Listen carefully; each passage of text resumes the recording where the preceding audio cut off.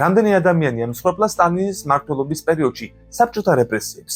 საბჭოთა კავშირის დაშლამდე და საარქივო მასალების გასაჯაროებამდე ზოგიერთი ისტორიკოსი თვლიდა, რომ სტალინის მმართველობის პერიოდში საბჭოთა კავშირის რეპრესიებში დაღუპულთა რიცხვი 20 მილიონი ადამიანი ან მეტი იყო.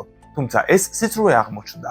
საბჭოთა კავშირის დაშლის შემდეგ საბჭოთა არქივებიდან გასაჯაროებული იქნა დოკუმენტირებული მტკიცებულებები და მკვლევარებს მთელი მსოფლიოს მასშტაბით მათი შესწავლის უფლება და საშუალება მიეცათ.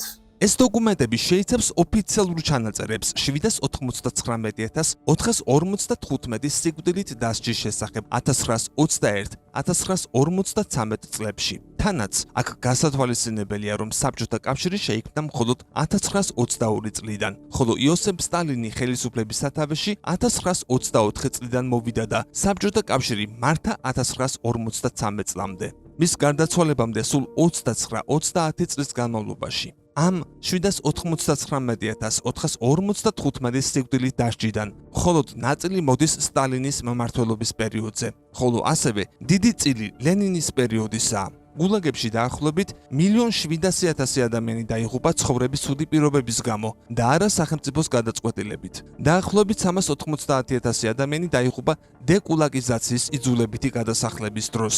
ამგვარად სტალინის საბჭოთა რეჟიმის პერიოდში დაფიქსირდა სულ ჯამში დაახლოებით 3,3 მილიონი მსხვერპლი. ისტორიკოს სტივენ უიტკროფტის კვლევის მიხედვით, ამ გარდაცვალებებიდან დაახლოებით მილიონი იყო მიზანმიმართული, სპეციალურად განზრახულად მოკლუნი, ხოლო დანარჩენი მსხვერპლი გამოწვეული იყო უყურადღებობისა და უპასუხისმგებლობის გამო. საბოლოო ჯამში ეს წყაროც ვერ იქნება აბსოლუტური ჭეშმარიტების მღაღადებელი გარდაცვლილთა ზუსტ რაოდენობასთან დაკავშირებით. ის რა თქმა უნდა, სავარაუდოდ გაცილებით მეტი იქნება. გამოიწერე კოდის YouTube არხი.